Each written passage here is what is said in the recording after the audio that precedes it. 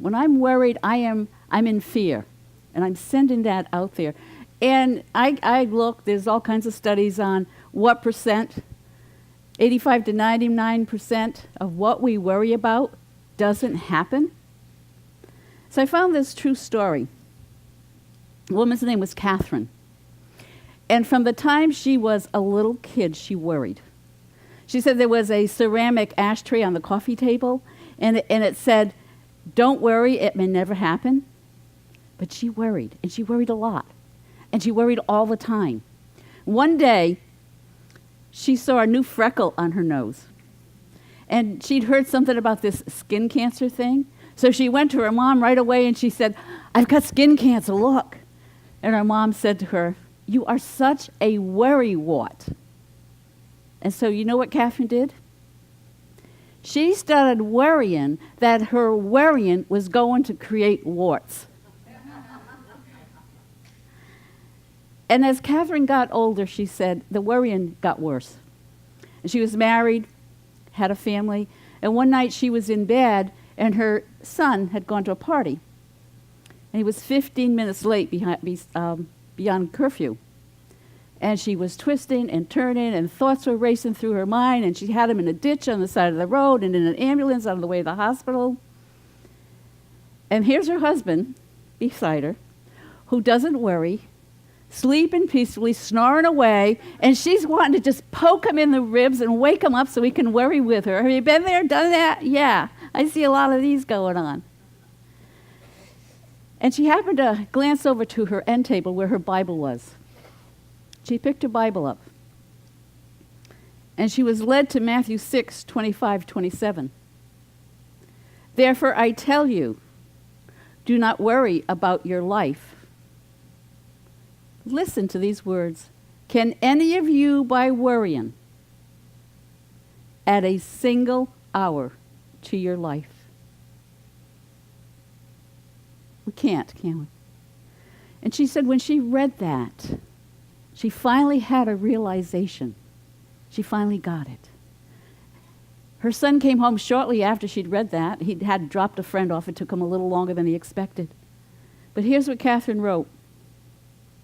"Worrying gave me a false sense that I was doing something about a problem, when in fact I was actually wasting valuable mental energy and accomplishing nothing." Worrying is a waste of time.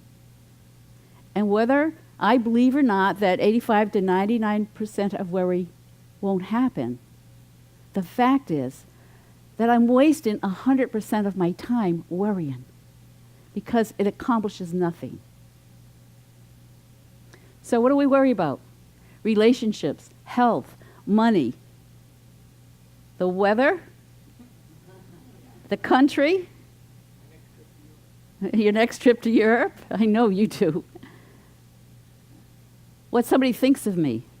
What about, am I worried about if my team is going to win the big game? You know, whether it's big or small, whatever I'm worrying about, it's out of my control. Because no matter how much I worry, I can't make my team win that game, can I? I have nothing to do to control that football game. It's a fear-based habit. Think about it, isn't it? When I worry, I'm in fear. And even when there's nothing to worry about, do you notice how you make something else to worry about? It's great making up those stories. Andrew, do you have that for us? Because we think we're solving problems. Worry is like a rocking chair. It will give you something to do, but it won't take you anywhere. Get off your rocking chairs, guys. It's a waste of energy, it serves no purpose, and it hurts us. Thoughts held in mind produce after their kind. It creates physical and mental problems without benefits. 75 to 90% of all doctor visits are stress-related ailments and complaints. I can tell you that my back used to be my stress thermometer. And if I got in too much stress, my back would go out and I could not get out of bed. I managed to get to a chiropractor one time when I was like this. I couldn't even move. And when she was through with me, she never adjusted my back. She did some other things. And she said, this had nothing to do with your back. And I know what I was stressed out about at that time. Headaches, skin conditions, insomnia, digestion, arthritis, depression, high blood pressure, heart problems. It goes on and on and on of what stress can do to our bodies. How often do you just feel really relaxed? Do you feel like that right in this moment? You can always find places in the body that are tight or knotted. And I bet each one of you know when you're stressed exactly where it goes in your body. You want to pay attention to that. You want to start putting some love and energy into that. Where you go in your mind, you will go in your body. So, when I'm worried, I'm trying to convince myself that it's my reality. It seems very real. But it's not. There's nothing real about worrying. So if you're afraid to fly and you're on an airplane and you're worrying that the plane's going to crash, the plane's still flying, isn't it? So what am I worried about? I'm still in the air. Worry is finding something wrong that hasn't even happened yet and may never happen. I like this quote. Worry is interest paid in advance. Worry is interest paid in advance on a debt you may never owe. I heard that years ago. It really stuck with me. It drains our energy with no return. How do you feel when you worry all day? You feel alive and fresh and new? No. It stifles our imagination, our creativity, our rational thinking. Have you ever had a problem and you're worried and go, I'm only going to worry for a little bit. When this is all over, I won't have to worry anymore? Right? And then what happens? There's another thing to worry about, isn't it? Because it becomes a habit. And it keeps us from being present. If I'm here worried about tomorrow, what's happening right now in front of me? What am I missing? What am I not seeing? What blessings am I not seeing? Sometimes I catch myself, I'm driving over one of these gorgeous causeways. I love our causeways. And you see the blue sky and the clouds. It's gorgeous. And all of a sudden I go, where are you? I'm not even aware. I'm off thinking about something else or worrying about something else. And I catch myself and bring myself back and go, oh my God, look at this. Look where you live. Back in the moment, back in the blessing. And the other thing it does, we talk a lot in Unity about our Christ light. That part of us that's really us inside. You know that place inside you that's you and nobody else knows? And we say that's the Christ light, that's the spiritual side of us. How can that shine? How can I let it out if I'm so blocked with worrying out here? No one's ever going to see my beauty. No one's ever going to see my love.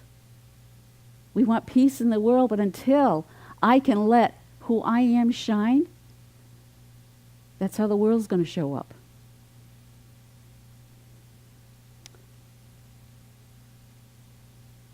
Everything is a decision. So why do we believe it's more realistic to worry and expect the worst than to be positive and expect the best?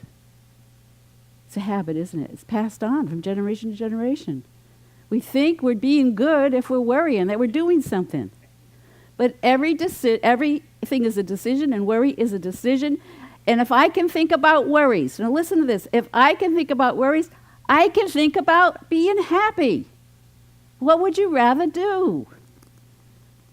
If I can think about problems, I can think about solutions, but I can't think about solutions if I'm all blocked up worrying, because that stops my creativity. That stops my Christ light from coming out and directing me.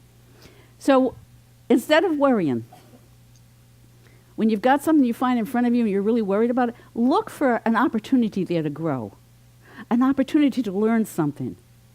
instead of projecting a potential disaster. Which would you rather do? So I'm worried. Let me stop. Let me see what I can learn from this, how I can grow from this, how I can be a better person from this. Because if I'm seeing a potential disaster, what does it make you feel like? It makes you shrink inside, doesn't it? You get all tight. And spend your energy, instead of worrying, spend it on things that bring you joy, that make you smile, that make you feel good. I found this story. I have to share it with you. Someone saw a man ready to jump off a bridge, and they reported it. So the patrol car came up. The policeman got out of the car, and he very slowly walked to the man that was ready to jump, all the while talking. You know how they engage? And he kept talking to the man, and he got closer and closer. And he finally said, "Hey, man, why do you want to jump? Nothing is worth taking your life." And the jumper says, "Oh, let me tell you. My wife left me. I went bankrupt. All my friends deserted me." And he went on and on for 30 minutes, after which they both jumped. Don't hang out with people that are going to bring you down. Be with people that are supportive. So think about that the next time you're with a friend and they're telling you all their worries. You be the one to bring something positive into that conversation. There are two types of problems. The ones we can fix, so why worry about them? The ones that can't be fixed, so why worry? So I'm going to give you a tool. If you're worrying, stop and ask yourself, can I do something about it? So whatever's on your mind right now, can I do something about it? If you say yes, stop worrying and do the best you can to do something about it. If you find yourself saying no, stop worrying and stop praying. In Theologians 5:16, rejoice always, pray without ceasing. Prayer is positive thought. Pray without ceasing, give thanks in all circumstances. So whatever is going on in your life right now that you're worrying about, pray positive affirmations.